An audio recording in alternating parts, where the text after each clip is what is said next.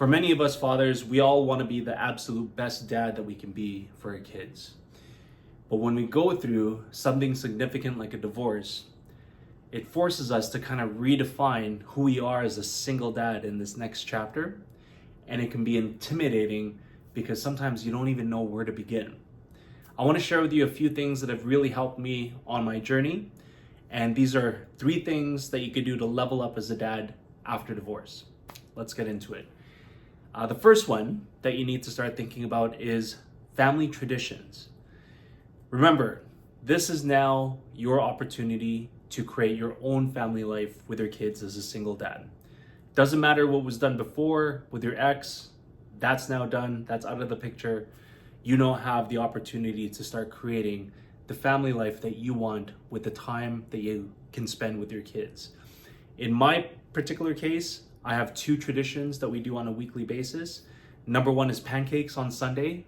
Every single Sunday, we wake up, we sleep in, and it's the first thing that my kids ask, like, hey dad, when are you gonna make pancakes? And it's to the point now where my middle son wants to help out. He starts flipping the pancakes. He's also what he calls the butter man. So whenever we put the pancakes on the plate, he butters it for us. And he's really taken a liking to cooking because of that, which is awesome. But this is something that we've been doing for 5 years since I've moved out of my ex's place, our old family home, and started living on myself. And we haven't missed a Sunday, believe it or not. So this is one of those things that's pretty simple, but is also very important, especially in the long term when you're trying to create lasting memories and through traditions as a family. I remember growing up in Montreal with my parents. Our family tradition on the weekends was going to play tennis, and afterwards we go to get smoked meat sandwiches locally. We lived in Montreal, so smoked meat, if you're familiar with Montreal's famous smoked meat, it's one of the best in the world, absolutely to die for. So we would do that every single weekend together, and that's one of my most treasured memories as a family with my parents as well as my brother. So start thinking about family traditions. Pancakes is one of them on Sundays with me and my kids. The second one is swimming. And swimming, it used to be just on the weekends, but now that the pool is open, especially for the summer, we can pretty much go every day, and they're out of school now. So that's become a sport, I guess, or an activity that we do together. But what's interesting about swimming with me and my kids is I only learned how to swim about 5 years ago. It's interesting. My ex invested into swimming lessons for me because for the longest time, I was not able to go in the deep end. Long story short, when I was a kid, I went through a traumatic experience watching my brother almost drown. And for the longest time, for almost over 38 years, I didn't want to go in the water, believe it or not. And so when my kids learned that I finally learned how to swim and was able to go in the deep end with them in the pool, they were absolutely ecstatic. And it became one of those things where we started to continue doing this on a regular basis on the weekends together. And I'm very fortunate to live in a place where we have a community pool as well as a hot tub. And so, now that school's out, we go there as much as we can as a family. And it's something that we always look forward to together. So start thinking about some traditions that you can start implementing and start building with your kids in this next chapter. It's going to go a long way, and it's going to build your legacy with them when they get older. Speaking about fear of water, that leads to the second thing that you can do to level up as a dad in this next chapter is, if you can, try different things that you haven't done before or things that scare you with your kids. So, swimming was one thing where my kids saw me be courageous and put myself in a situation where I had to learn how to go in the deep end and overcome my fear. Right now, I'm currently learning how to rollerblade with them. This is something that they're absolutely awesome at. I absolutely suck at rollerblading. I know how to skate forward, but I don't know how to stop. And it's funny, when we went to the park, I told my kids, like, hey, I don't know how far I can go because I don't know how to stop. They're like, oh no, don't worry. And they start showing me different techniques on how to stop in the basketball court. And they finally convinced me to go to a different area of the park where there was absolutely a huge flat area. And typically they do like roller disco at night.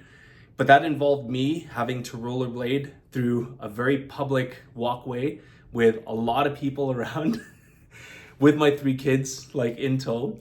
And I was actually able to do it. And as soon as we arrived at the destination, my kids were just so happy for me. They started high-fiving. They said, "Yay, Dad, you did it."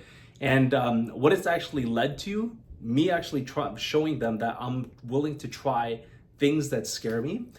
It's actually started to help them try things that they've never tried before. And especially if this sounds familiar, trying new foods.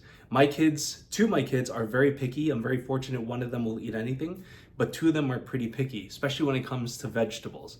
So, in the same token, for me to try something that I don't like, or maybe something that I've never tried before, I can now go to them and say, "Hey, try this. You don't have to like it, but at least try it. Remember how I tried rollerblading?" And this will just continue as life goes on. As you continue to show your kids that you're willing to try something different, even if it's not something that you end up not liking, the fact that you're trying shows them that it's okay to try as well. So that's been super helpful for me and my kids. So I encourage you to do that as well. And the third and final thing, if anything, this is the most important point, is whatever you're doing right now to support your kids as a single dad, whatever sacrifices you have to make, continue to do them, because right now it might not feel like your kids truly understand the value and what you're doing as a dad to protect them and to provide for them and all of the hardships and struggles that you're going through. But at one point when they grow up, they'll finally start to realize and understand what you actually did for them. I kind of liken this as when you first move out and you get your own place and you start have to paying bills and you have to learning you have to learn how to clean up your apartment when you first move in. You think back and you remember, oh yeah, that's why my parents always used to tell me, clean up the house, clean your room, do this, stop living in a mess, save money, all of those things. There was a reason why our parents used to tell us these things, and you only realize it once you're put in the same situation as them and you grow up and you understand, you have a more broader understanding of how the world works. Well, same thing as going through a divorce and being a single father and providing for kids all those years. And as many of you know, some of us are very financially limited, which means we have to be kind of creative in how we continue to provide and entertain and do activities with our kids. But what's crazy is I was actually out with a former boss about a month ago. We went for dinner. Great guy. We really bonded because at the time when I got hired at the company that we worked at, we were both going through a divorce. His was even nastier. But what's interesting about him is that his kids are older. So they're like 16, 18, and 20. This was about like 3 years ago. They've now grown up even more. And he was just telling me about how he was explaining his situation to his kids and, why he couldn't afford nice things all the time, why things were quite limited. And when they started to understand the situation that their dad went through, it was a huge eye-opener for them. And let me just give you a caveat that he didn't explain this to his kids in a way that was malicious or, putting down their mom. If you're gonna talk to your kids, if your kids are old enough to now start to learn about what actually happened and what separation is, the best thing you can do is just focus on educating them on, here's the laws, here's how it works, here's how it affected me, and here's how you can prevent this from happening to yourself again. You never ever want to talk bad about the mom at all. Even years after the fact, that's something you should never do. But rather than focusing on any negativity towards your ex, just focus on being the father that you need to be, educating them, preparing them for the future, preparing them for maybe a possible scenario that hopefully won't come up. But as long as you educate them, they'll at least be prepared to make better decisions and to protect themselves next time. So, it's crazy hearing the story that he shared with me about his kids, and that, after how many years they finally saw what he went through and started to really appreciate more and more what he did and what he sacrificed in order to get them through university and get them into adulthood. And that's something I have to constantly remind myself, is that, when times get tough, just remember to keep pushing on, keep working hard, keep providing for your kids, keep doing the traditions, keep trying things that scare you, do everything that you possibly can to stay present, engaged, and be an awesome dad for your kids.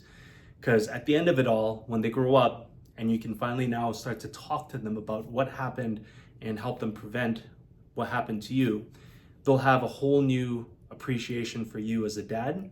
And that's probably one of the most rewarding things that's waiting for you down the road on this journey.